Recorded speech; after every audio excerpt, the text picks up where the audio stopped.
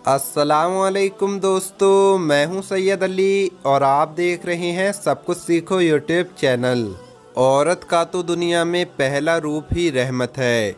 बेटी बनकर पूरे ख़ानदान के दिलों पर राज करती है। बहन बनकर भाई का सच्चा दोस्त और माँ का बाजू बन जाती है। और जब बीवी बनती है तो हमेशा साथ निभाने वाली हर दुख और सुख में साथी बन जाती है। और जब माँ बनती है तो अल्लाह उस औरत का मुकाम इतना बढ़ा देता है कि जन्नत को उठाकर उसके कदमों में रख देता है। हज़रत इमाम अली ने फरमाया कि मर्द की मर्दानगी की सबसे अजीम सतह ये है कि मर्द की वजह से कभी किसी औरत की आंखों में कोई आंसू ना आए।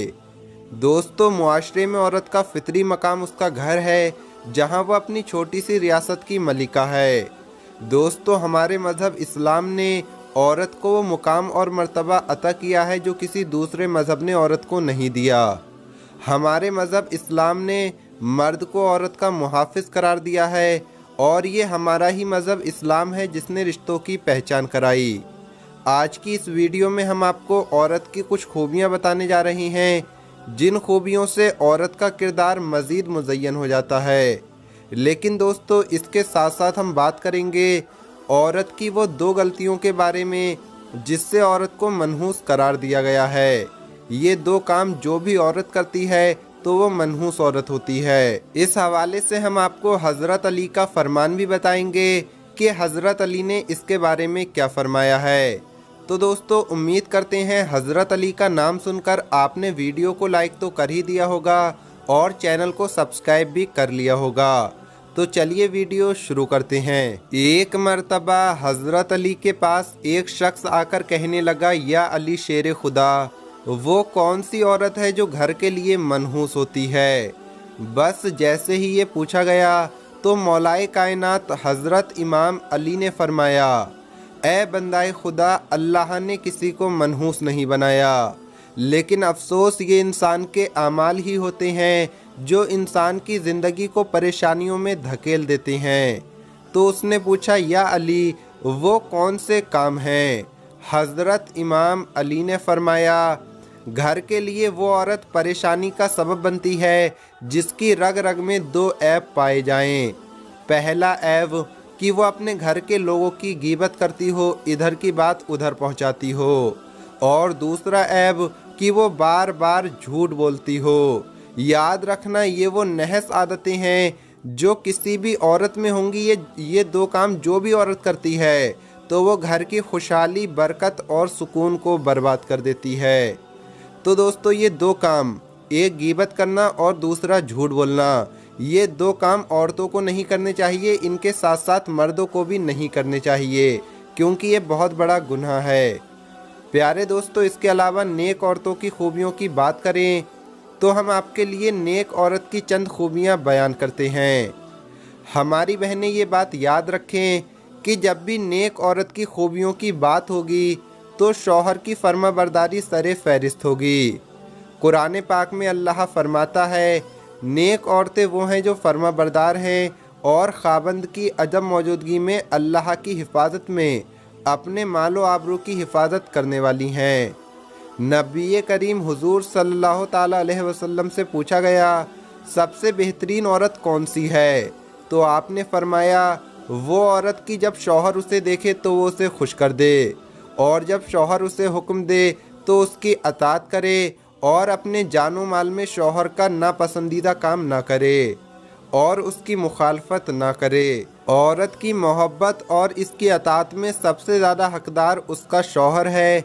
उसका अंदाज़ा इस बात से बखूबी लगाया जा सकता है कि नमाज इबादत की नहायत ही आला किस्म है और सजदा उसकी चोटी है। लेकिन शरीयत ने शौहर का मकाम और मर्तबा वाज़ेह करने के लिए इतनी ऊंची मिसाल बयान की है कि हज़रत अबू हुरैरा से रिवायत है, रसूल अल्लाह सल्लल्लाहु ताला अलैहि वसल्लम ने इरशाद फरमाया, अगर मैं अल्लाह के सिवा किसी को सजदा करने का हुक्म देता तो मैं बीवी को हुक्म देता कि वो अपने शौहर को सजदा करें।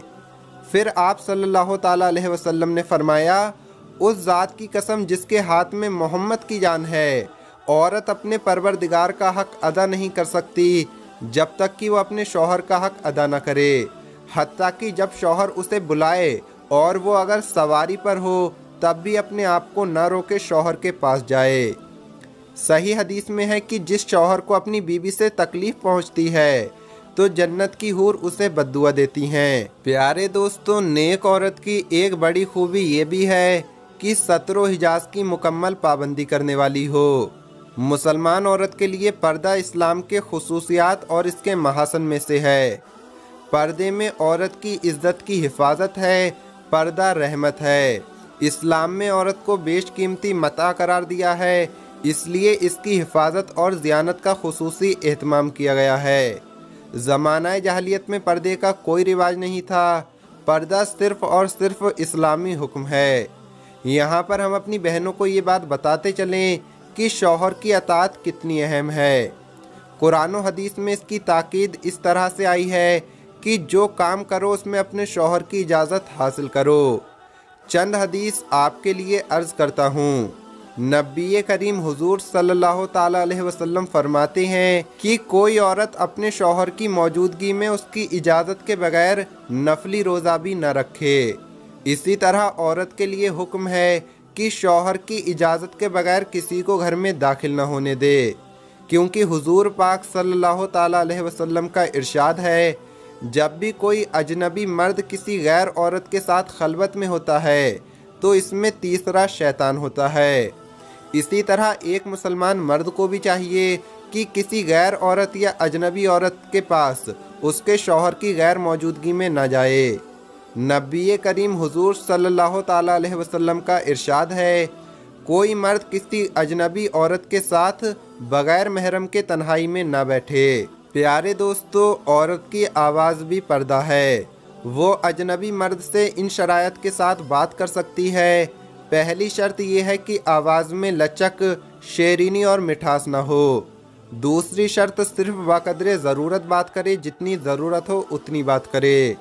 तीसरी शर्त कि पर्दे की ओट से बात करे।